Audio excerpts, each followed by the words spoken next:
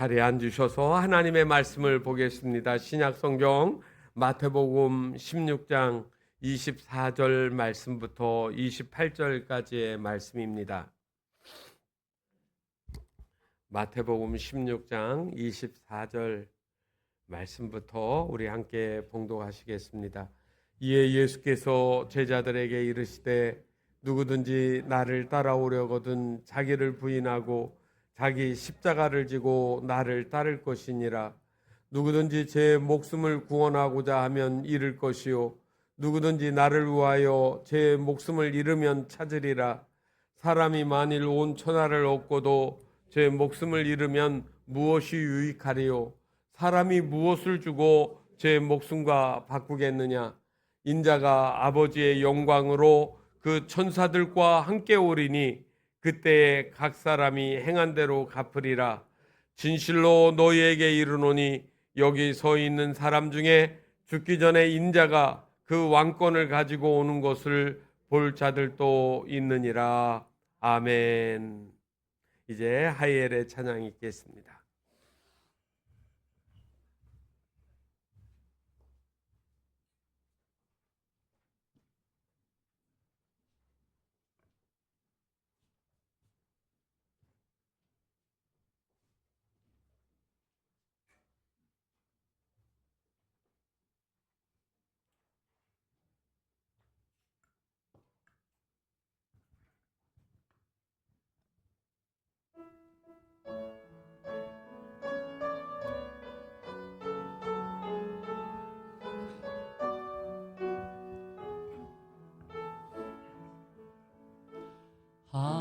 하나님의 사랑을 사모하는 자, 하나님의 평안을 바라보는 자, 너의 모든 것 창조하신 우리 주님이 너를 얼마나 사랑하시는지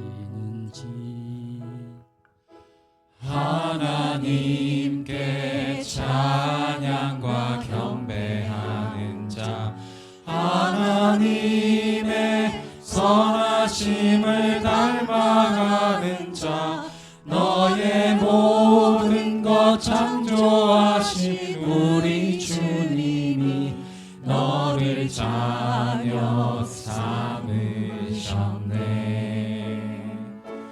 하나님 사랑의 눈으로 너를 어느 때나 바라보시고 하나님 인자한 귀로서 언제나 너에게 기울이시니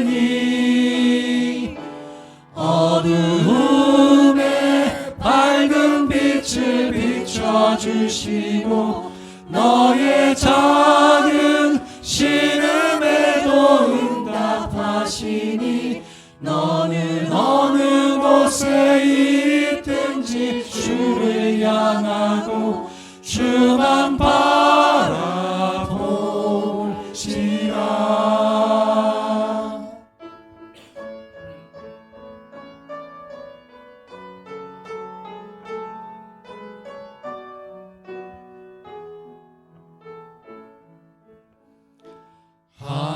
하나님의 사랑을 사모하는 자, 하나님의 평안을 바라보는 자, 너의 모든 것 창조하신 우리 주님이 너를 얼마나 사랑하시는지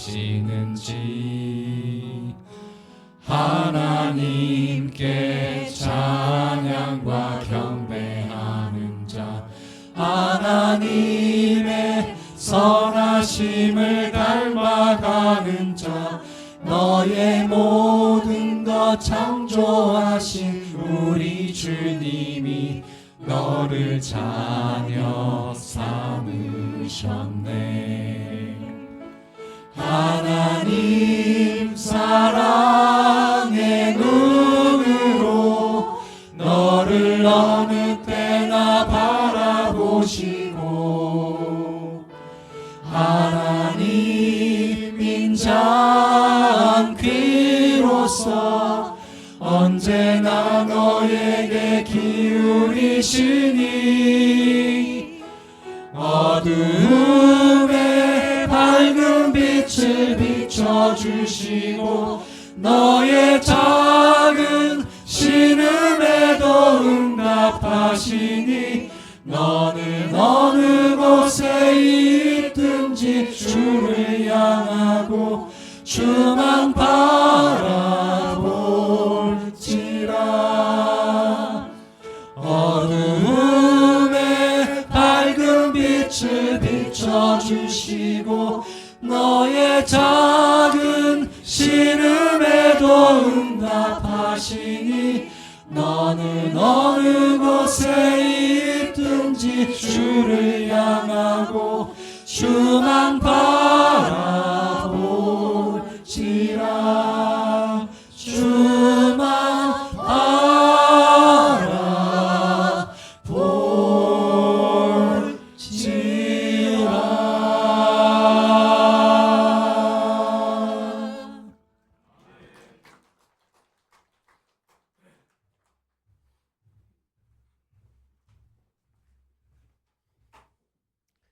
주만 바라보시기를 바랍니다. 요즘에는 신조어들이 많이 나와가지고 저도 못 알아듣는 말들이 종종 튀어나올 때가 있습니다. 그런데 요즘에 좀 듣는 단어 중에 하나가 갓생이라는 말이 있더라고요. 갓생.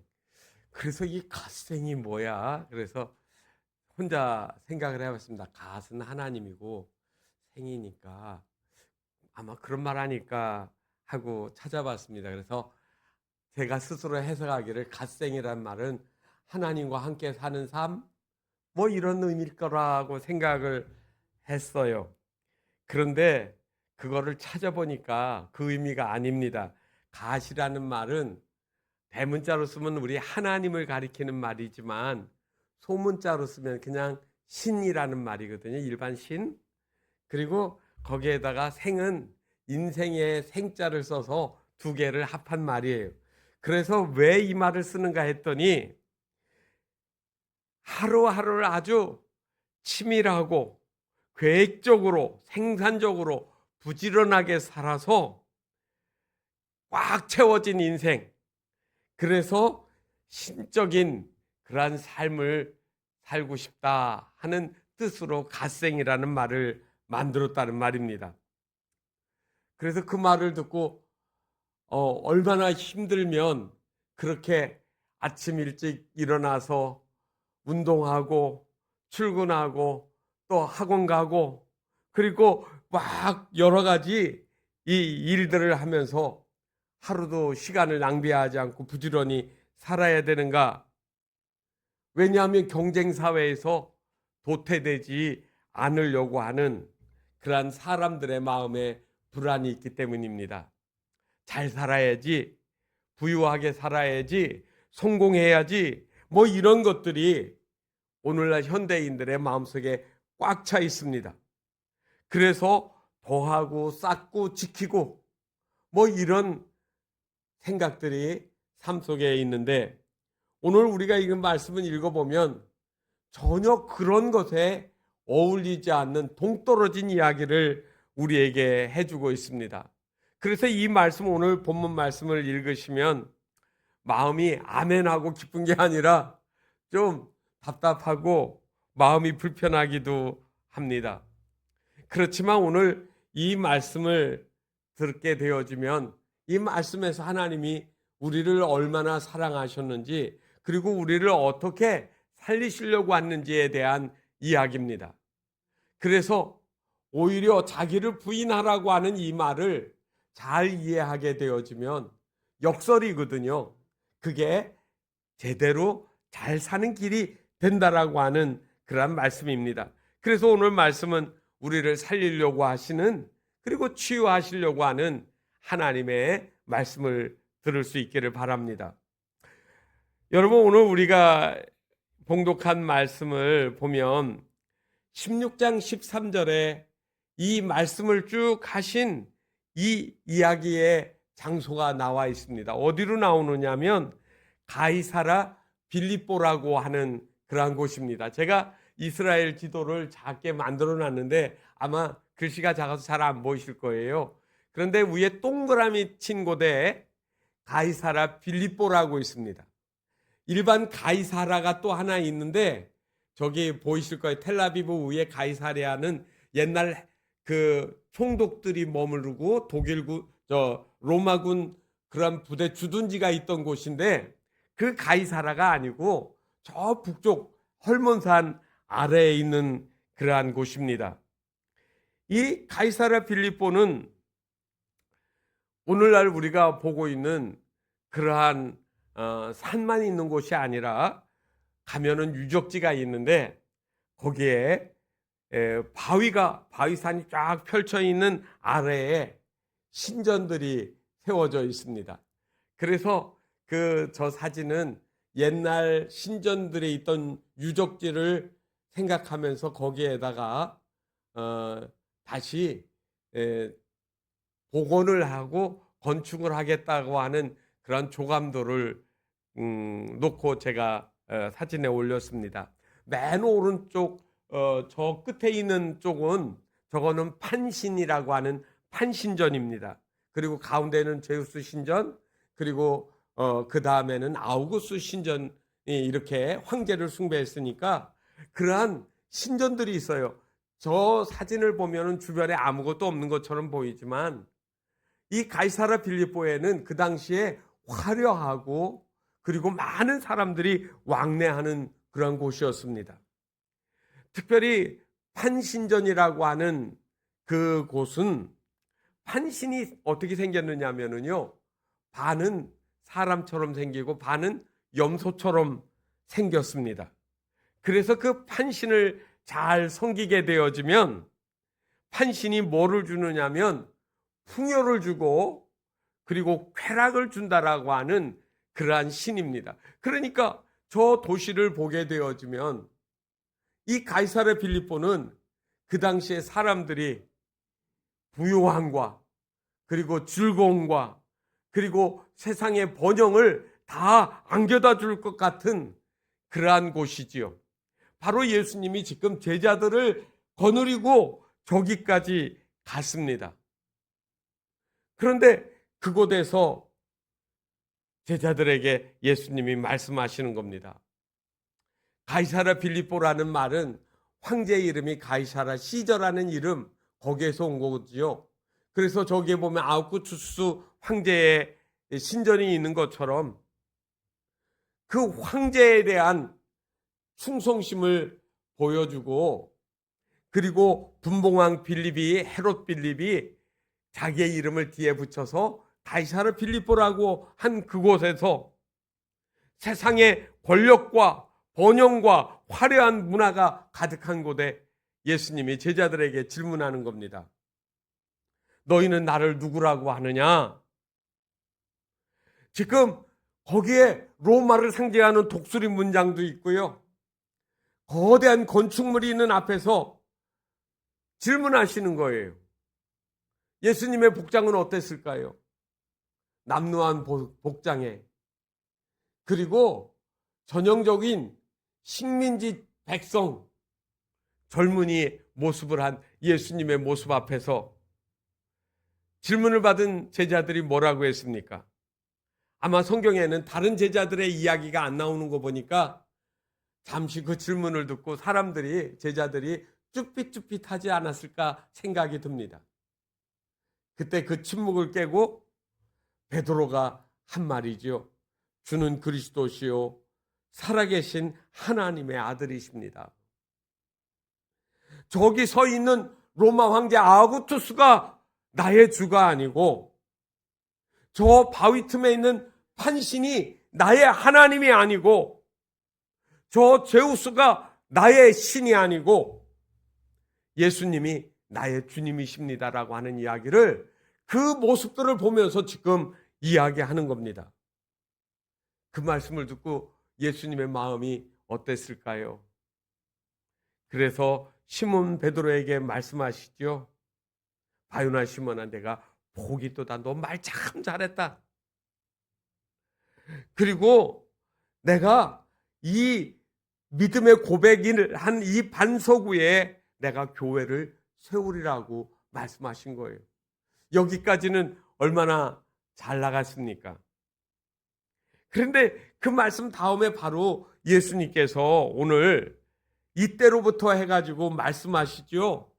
21절에 보니까 예수 그리스도께서 예루살렘에 올라가 장로들과 대제장들과 서기관들에게 많은 고난을 받고 죽임을 당하고 제3일에 살아나야 할 것을 말씀하셨어요.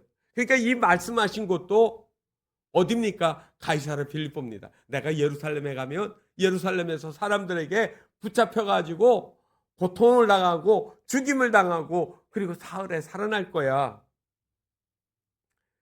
그 말을 들은 베드로가 그 말을 바로 받아서 한 말이 나옵니다. 주여 그리하지 마옵소서. 그렇게 되면 안 된다는 거예요.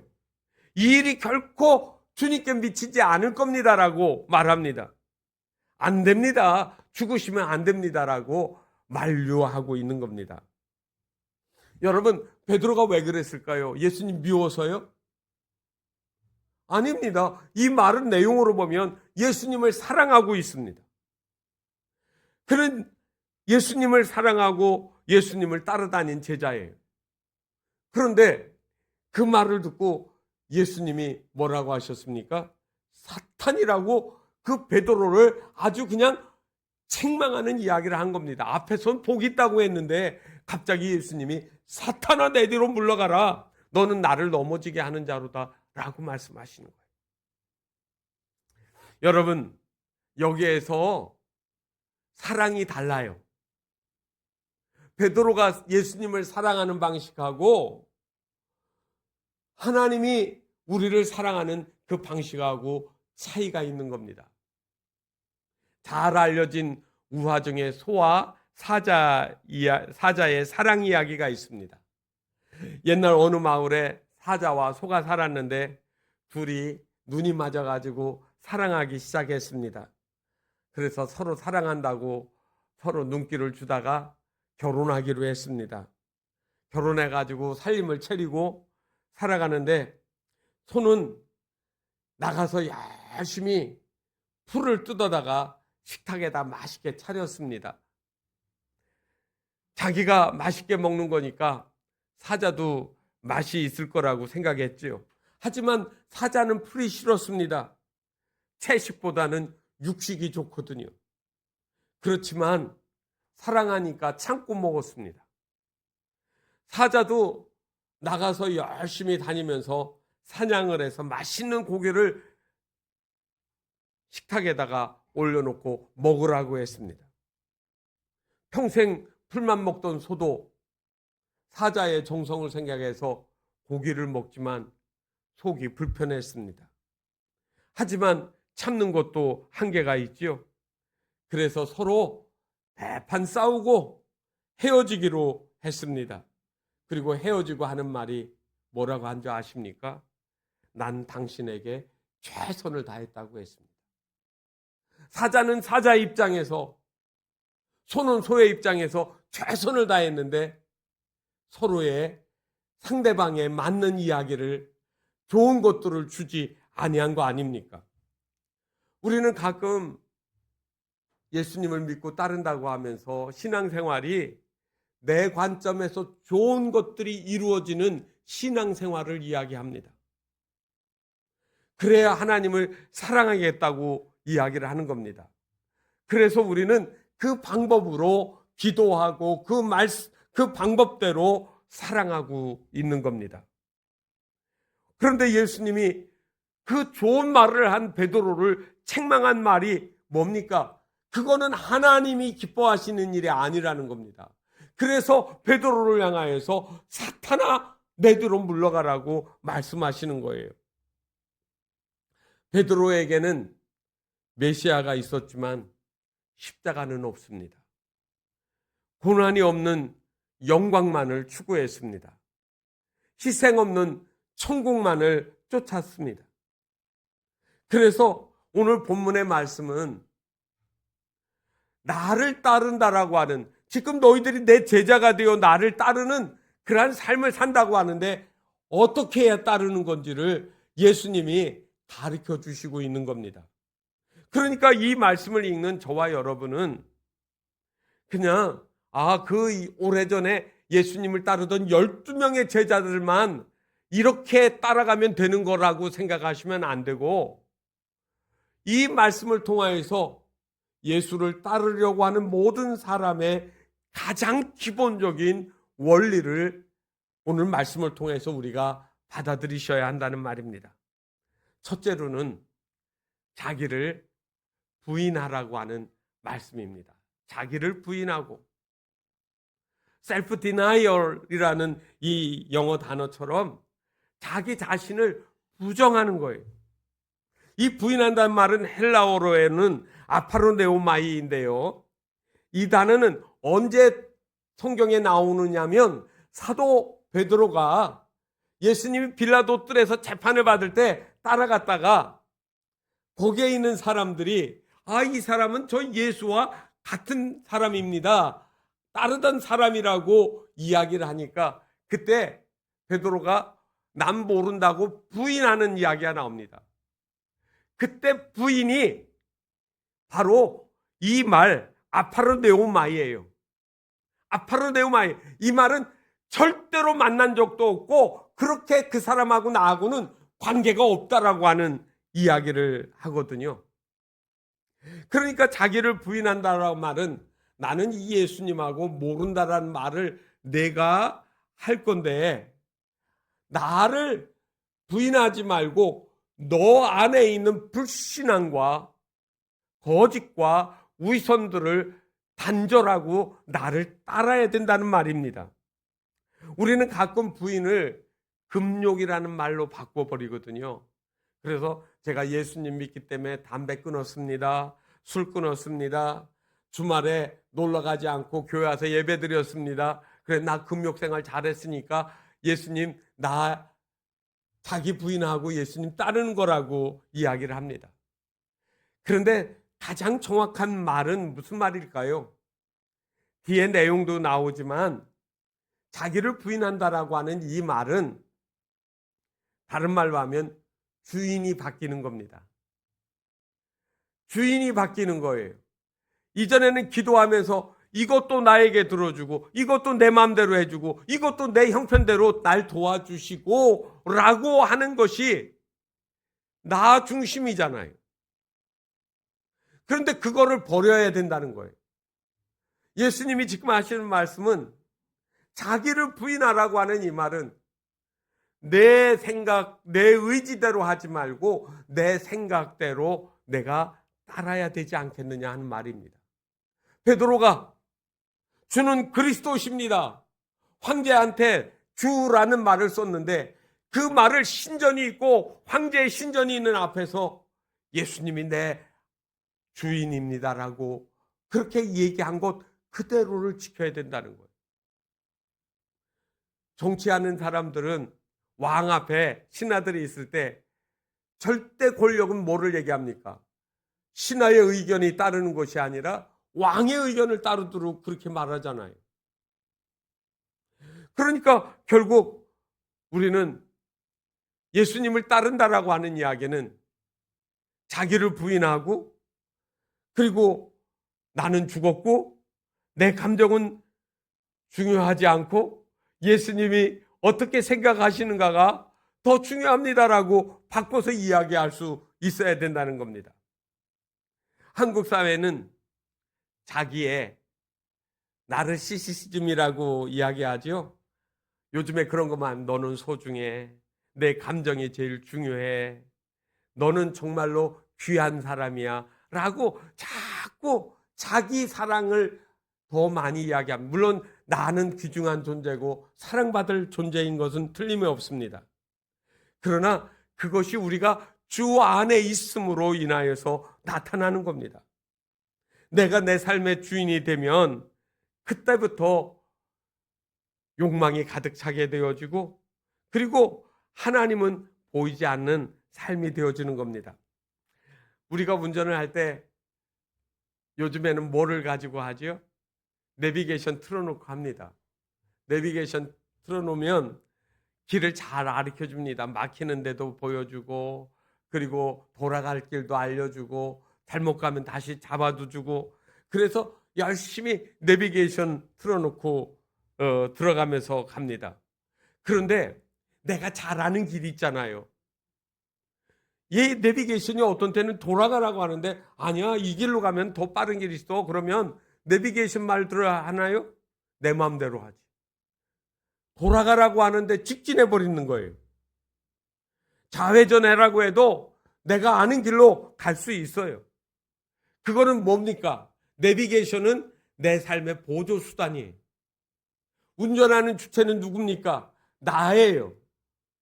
그래서 내 마음대로 할 수 있는 거예요.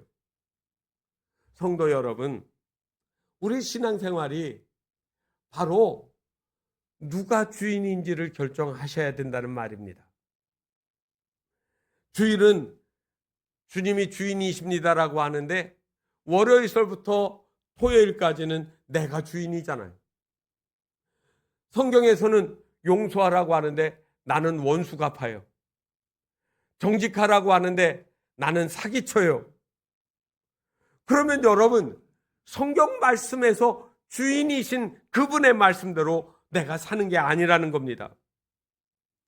내가 하고 싶은 것, 내가 정하고 싶은 것들을 내비게이션의 주인이 주님이신 것처럼 우리는 주님께 운전대를 내어 맡기고 주님이 인도하신 대로 살아가야 되는 것이죠.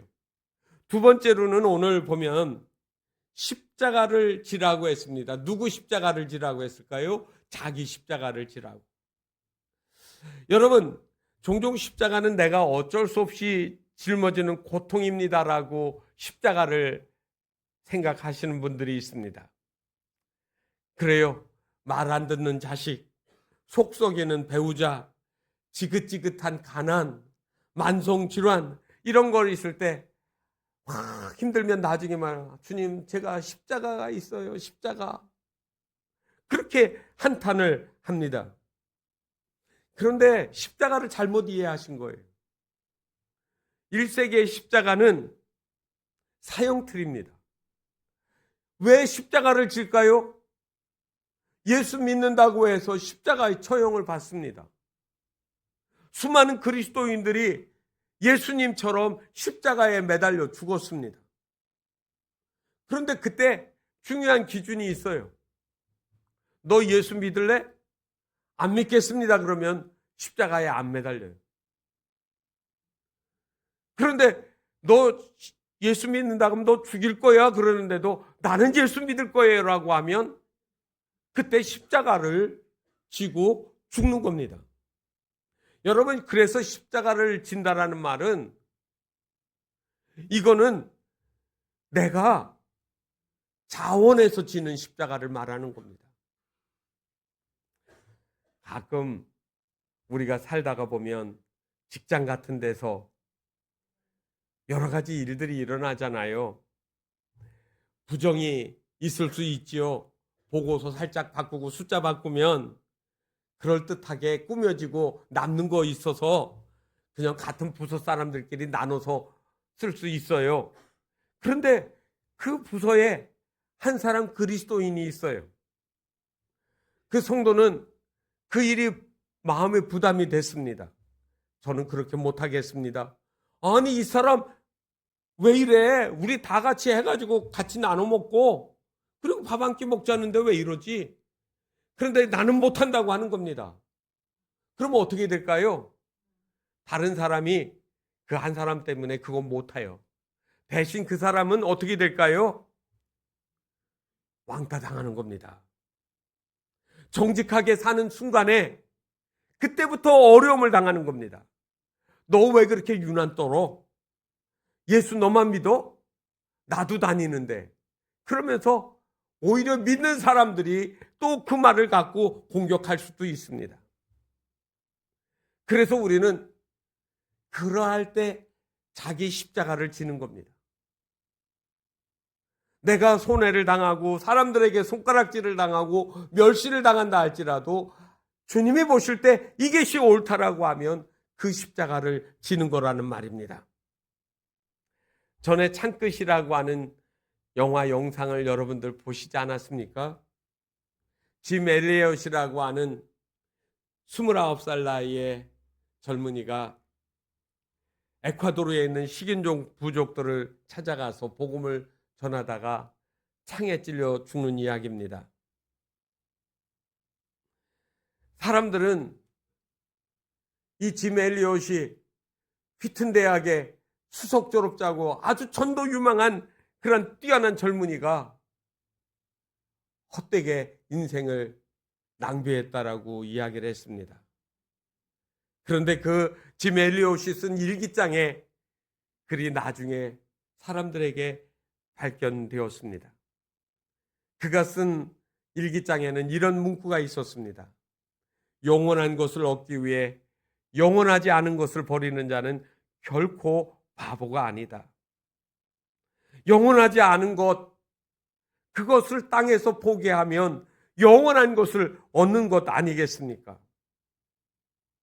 성도들의 삶에서 나에게 가장 중요한 것이 무엇인가를 생각해서 여기다가 저기에다가 열심히 찾아다니며 할 일을 하고 얻으려고만 하지, 하늘에다가 쌓고 하늘에다가 두는 것들을 우리가 하지 않는가 말입니다.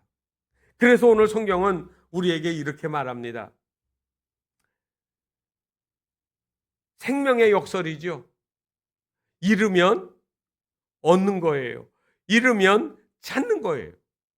성도들의 삶에서 잃으면 찾는다라는 말은 참으로 어려운 말입니다. 그러나 오늘 말씀을 제자들에게 예수님이 주실 때 너희들이 이렇게 살면, 이렇게 지키면, 이렇게 손해나는 인생 같지만 그것이 너희에게 더 많은 것을 얻는 그러한 것이 될 것이라는 말씀을 하는 겁니다. 25절과 26절 말씀에 보면 거기에 아주 경제적인 용어들이 많이 나옵니다. 여러분, 구원한다. 목숨을 구원하고자 하면, 여기 이 구원이라는 말은 영어로는 save라는 단어예요. 잃을 것이요, los라는 단어고요. 얻는다는 말은 gain이라는 말이고, 유익이라는 말은 profit이라는 말이고, 바꾸겠느냐라는 말, exchange, 영어 단어로 보면 이게 다 뭐와 관계 있느냐면 경제적인 용어와 관계 있습니다. 비즈니스 용어예요. 저장하고 잃고 얻고 유익하고 그리고 교환하고. 여러분, 우리는 아파트를 산다든지 어떤 차를 산다든지 할 때 이것이 나에게 얼마나 유익이 될 것인가 하면 거기다가 투자도 하고 이익도 얻기도 하고 수많은 그러한 거래를 통해서 이득을 얻으려고 합니다. 그래서 그거를 통해서 어떻게 해요? 내 거를 더 자꾸 불리려고 하는 겁니다. 내 돈 아끼고 내 에너지를 아껴서 더 많은 것들을 비축하려고 하는 거예요. 그런데 여러분, 움켜쥐면 움켜질수록 바닷가에서 모래를 꽉 움켜잡으세요. 손에 잡힙니까?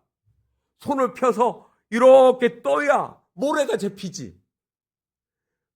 이거를 갖다가 움켜쥐면 움켜잡을수록, 발버둥치면 발버둥칠수록 내가 노력하는 것처럼 되지 않을 수가 있습니다.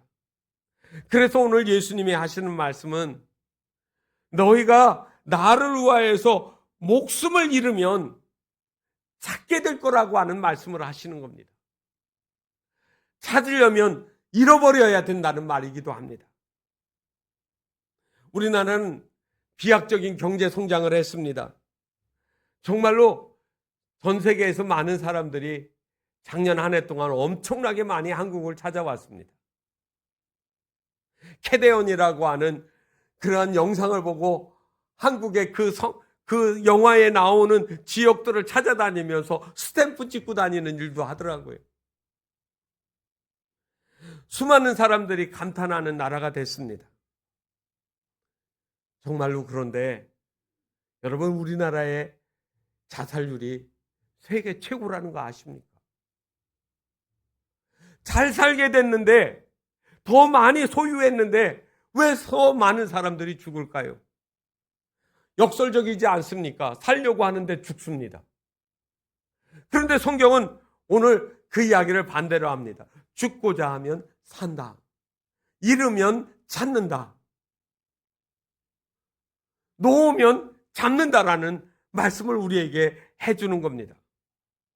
그런데 이 바꾸는 것이 무엇과 바꾸겠느냐라고 주님 질문하시는 거예요. 사람이 무엇을 주고 제 목숨과 바꾸겠느냐? 이 질문에는 목숨보다 중요한 게 없다라는 거죠. 이 목숨은 뭐를 말할까요? 이 땅에 사는 것만을 이야기하는 게 아닙니다. 저도 여러분들도 시간이 지나면 다 지나가 세상 끝이 오는 겁니다. 순례지를 이렇게 가고, 그리고 그 옛날 고궁 같은 데를 가게 되어지면 그 옛날 사람들이 살던 흔적들이 남아 있습니다. 저는 갈릴리에서 배를 타고 선상 예배를 드린 적이 있는데 그때 참 감동스러웠어요. 예수님이 이 바다에서 걷기도 하고 제자들하고 배를 타고 다녔는데 내가 그렇게 하고 있구나. 얼마나 좋았는지 모릅니다. 그러면서 제 마음으로 그랬습니다. 예수님, 저도 예수님 따라갈게요. 예수님처럼 살고 싶어요. 예수님 말씀대로 살고 싶어요. 그런 마음을 제가 그 배에서 기도했던 적이 있습니다. 여러분들은 내 영혼을 주고 돈과 바꾸고 있지 않습니까? 내 영혼을 주고 쾌락을 사고 있지 않습니까? 내 영혼을 주고 명예와 인기를 찾고 있지 않습니까? 그런데 그러한 것들이 언젠가 다 없어지는 거예요. 그런데 이것들이 어느 한순간에 확 나타나면 알 수가 있는데 어떤 때는 이것들이 아주 천천히 일어납니다. 하루아침에 영혼을 파는 사람 없습니다. 예배를 안 드리기 시작할 때 한 번 빠지고 두 번 빠지고 하나님은 나에게 아무런 벌도 안 주시고 그래도 괜찮아 보이고요. 그래서 더 무뎌지고 조금씩 멀어지고 나중엔 그러다가 배짱 말라서 무너지고 죽고 마는 겁니다. 오늘 말씀을 여러분들이 보시면 좋겠습니다. 27절에 인자가 아버지의 영광으로 그 천사들과 오리니, 여러분, 천사들과 오시는 예수님은 죽으셨다가 부활해서 하늘 아래 계시다가 다시 오신다는 거예요. 죽으셨지만 죽음으로 끝나는 게 아니라 살아나셨고 영광 중에 온다. 다시 말하면 너희들이 주님과 함께 따르고 믿음으로 살다가 하나님의 백성으로 살다가 인생을 마친 후에는 너희에게 영광의 날이 있다라고 하는 그 말씀을 우리에게 해주시는 겁니다. 오늘 말씀을 통해서 자기를 부인하라고 할 때 주님이 나를 빼앗으려는 것이 아닙니다. 거짓된 자, 가려진 이 어두움에서 참 생명으로 우리를 건져내시려고 자기를 부인하라고 하는 겁니다. 예수님이 십자가를 지라고 할 때는 우리를 고통스럽게 죽게 만들려고 십자가를 지라고 하신 말이 아닙니다. 부활하여 생명으로 데려가시려고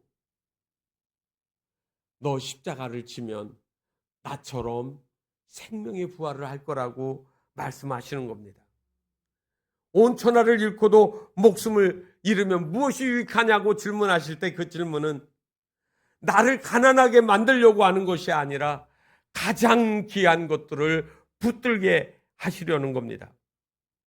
오늘 말씀을 통하여서 주님이 말씀하시는 역설을 발견하시기를 바랍니다. 눈앞에 보이는 가짜, 영원하지 않은 것들이 진짜를 대신하지 않도록 하셔야 합니다. 가짜는 모조품인 이 모조품은 진짜와 비교할 수가 없습니다. 큐빅이 어떻게 다이아몬드가 될 수 있을까요? 모양은 똑같을지 몰라도 다이아몬드 진품의 가치를 바꿀 수 없다는 말입니다. 오늘 누구든지 나를 따라오려거든 자기를 부인하고 자기 십자가를 지고 나를 따르면 영생을 가장 귀한 것을 얻게 하신다라는 이 말씀을 우리가 따르고 믿을 수 있기를 주님의 이름으로 축복합니다. 원하고 바라고 기도합니다. 이 세상을 살아가는 동안에 헛된 것, 의지할 수 없는 것들 따라가지 말고 영원한 것들을 얻는 우리의 삶이 우리의 기도가 될 수 있기를 바랍니다. 함께 부르시겠습니다. 이 세상을 살아가는 동안에 나의 힘을 의지할 수 없으니 기도하고 낙심하지 말 것은 주께서 참 소망이 되심이라. 하나님의 꿈이 나의 비전이 되고 예수님의 성품이 나의 인격이 되고 성령님의 권능이 나의 능력이 되길 원하고 바라고 기도합니다. 주의 길을 걸어가는 동안에 세상에 거두지할 수 없으니 감사하고 낙심하지 말 것은 주께서 참 기쁨이 되시리라. 하나님의 꿈이 나의 비전이 되고 예수님의 성품이 나의 인격이 되고 성령님의 권능이 나의 능력이 되길 원하고 바라고 기도합니다.